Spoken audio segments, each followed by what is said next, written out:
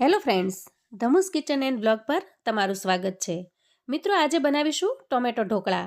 Chinese મંચુરિયનના સ્વાદને પણ ભૂલાવી દે તેવા ટેસ્ટી બને છે અને સુપર સ્પોન્જી પણ. મિત્રો, સાવ નવી અને અલગ રીતના ઢોકળાની રેસિપી આજે હું તમારી સાથે શેર કરું છું. જો એક વખત આ રીતે બનાવશો ને તો એવો સ્વાદ લાગશે કે બીજા બધા જ પ્રકારના ઢોકળાનો સ્વાદ તમને ફીકો લાગશે. એવા ટેસ્ટી બનીને તૈયાર થાય છે અને ખૂબ જ હેલ્ધી પણ. મિત્રો, વિડીયો પૂરો જોજો, મોઢામાં પાણી આવી જાય એવા ઢોકળાની આજની રેસિપી છે. તો ચાલો શરૂ કરીએ. તો અહીંયા ઢોકળા બનાવવા માટે મેં 1 કપ જેટલો રવો લીધો છે. મારી પાસે એકદમ ઝીણો રવો પડ્યો છે એટલે મેં ઝીણો રવો લીધો છે. તમે કોઈ પણ રવો લઈ શકો છો. ઇન્સ્ટન્ટ અને ખૂબ જ ઝડપથી ઢોકળા બની જાય એટલા માટે થોડી તૈયારી કરી લીધી છે અગાઉથી. તો થોડું ગાજરને મેં આવી રીતે ખમણી લીધું છે.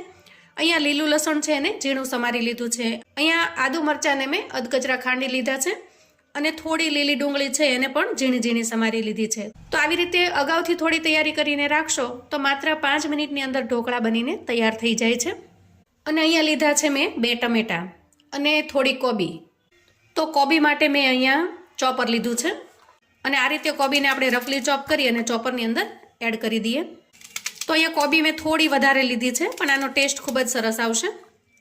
એકદમ સરસ રીતે આપણે અહીંયા કોબીને ચોપ કરી લેશું.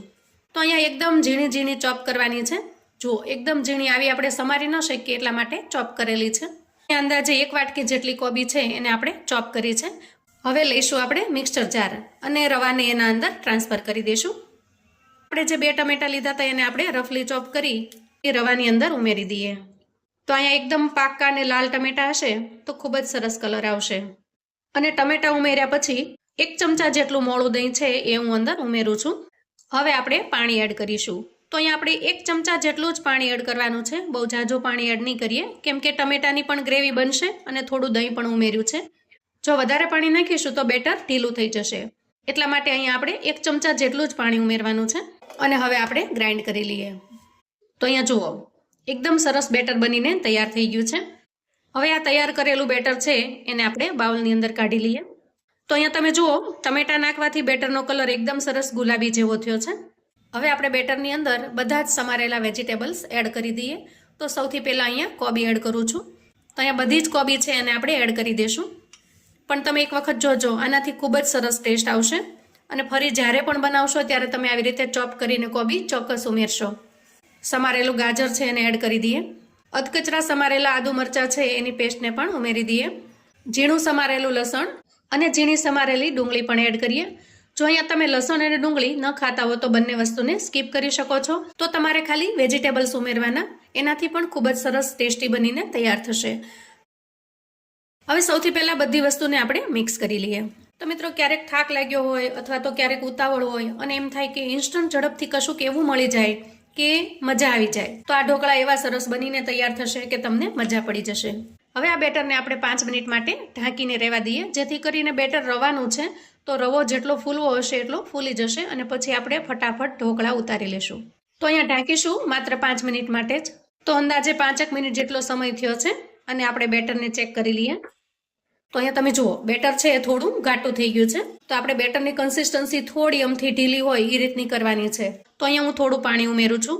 અંદાજે આપણે 3 થી 4 ચમચી જેટલું પાણી ઉમેર્યું છે અને બેટરને આપણે મિક્સ કરી લઈએ. તો સ્વાદ પ્રમાણે મીઠું એડ કરીશું. 1 ચમચી જેટલું ધાણા જીરું પાવડર, થોડી અમથી હળદર અને થોડા ચીલી ફ્લેક્સ. આ બધું પહેલાં આપણે સારી રીતે મિક્સ કરી લઈએ. હવે આ રીતે એક મોટું વાસણ લઈશું અને એમાં 1 ગ્લાસ જેટલું પાણી એડ કરીશું. તો જો તમારી પાસે ઢોકળિયું હોય તો તમારે ઢોકળિયામાં મૂકવાના છે, પણ જેની પાસે ઢોકળિયું અવેલેબલ ન હોય એ આ રીતે તૈયાર કરીને મૂકી શકે છે. તો પાણી નાખ્યા પછી એના અંદર આપણે સ્ટેન્ડ મૂકીશું અને સ્ટેન્ડની ઉપર આપણે કોઈ થાળી કે ડીશ આવી રીતે સેટ કરીશું અને તેલથી સારી રીતે ગ્રીસ કરી લઈશું. હવે આપણે વાસણને ગેસ ઉપર મૂકીશું, જેથી કરીને પાણી ગરમ થઈ જશે અને જ્યારે આપણે એના અંદર બેટર નાખીશું ત્યારે એકદમ સરસ ફૂલેલા ફૂલેલા ઢોકળા બનીને તૈયાર થશે. ગેસ ઉપર મૂકેલા વાસણની અંદર પાણી સરસ ગરમ થઈ જાય અને વરાળ થવા માંડે ત્યારે આપણે આ મિશ્રણ લઈશું અને એના અંદર 1 ચમચી જેટલો અહીંયા ઈનો ફ્રૂટ સોલ્ટ ઉમેરીશું. તો અહીંયા 1 ચમચીમાં થોડું બાકી રહે એ રીતે મેં ઈનો લીધો છે અને થોડું અમથું પાણી નાખી ઈનોને આપણે એક્ટિવેટ કરી લઈશું અને મિશ્રણની અંદર આપણે સારી રીતે મેળવી લઈશું. તો અહીંયા તમે જુઓ, ઈનો નાખી અને આપણે થોડી વાર ફેંટી લીધું છે અને હવે જઈશું ગેસ તરફ. તો અહીંયા કડાઈની અંદર પાણી ખૂબ સરસ ગરમ થઈ ગયું છે અને તમે જુઓ વરાળ નીકળવા માંડી છે. હવે આ સમયે આપણે ઢોકળાનું બેટર છે એને થાળીમાં એડ કરી દઈશું. તો મિત્રો વેજીટેબલ્સને તમે કટ કરીને અગાઉથી તૈયાર રાખશો તો આ થાળી તમે 10 મિનિટમાં બનાવીને તૈયાર કરી શકશો. તો આ રીતે લીડ ઢાંકી અને 7 થી 8 મિનિટ માટે થવા દઈએ. અહીંયા અંદાજે 7 થી 8 મિનિટનો સમય થયો છે અને આપણે લીડ ખોલીને ચેક કરી લઈએ. તમે જુઓ ટૂથપીક એકદમ કોરી બહાર આવે છે, એટલે કે અહીંયા ઢોકળા ખૂબ જ સરસ તૈયાર થઈ ગયા છે. અહીંયા તમે લુક જોઈ શકો છો, એકદમ સરસ બનીને તૈયાર થયા છે. હવે આપણે આ ડીશને બહાર કાઢી લેશું અને ઠંડી થવા દેશું. તો અહીંયા જુઓ થાળી એકદમ ઠરી ગઈ છે. હવે આપણે કટ કરી લઈએ. તો અહીંયા સૌથી પહેલા આપણે શેપમાં કટ કરી લઈએ અને પછી ઉપર થોડો વઘાર નાખીશું અને વઘાર નાખવાથી ઢોકળાનો ટેસ્ટ ખૂબ જ વધી જશે. હવે અહીંયા મેં 2 ચમચી જેટલું તેલ ગરમ કરી લીધું છે અને એમાં 1 ચમચી જેટલી હું રાઈ ઉમેરું, થોડા મીઠા લીમડાના પાન અને આ રીતે લાલ મરચાના કટકા કરી લીધા છે એને ઉમેરી દઈએ અને 1 ચપટી જેટલી હિંગ ઉમેરીએ અને વઘારને અહીંયા સારી રીતે મિક્સ કરી લઈએ. હવે આ તૈયાર કરેલો વઘાર છે એને આપણે ઢોકળાની ઉપર સ્પ્રિંકલ કરી દઈશું. તો અહીંયા જુઓ એકદમ ટેસ્ટી એવા ઢોકળા તૈયાર છે. હવે આપણે પ્લેટની અંદર સર્વ કરી લઈએ.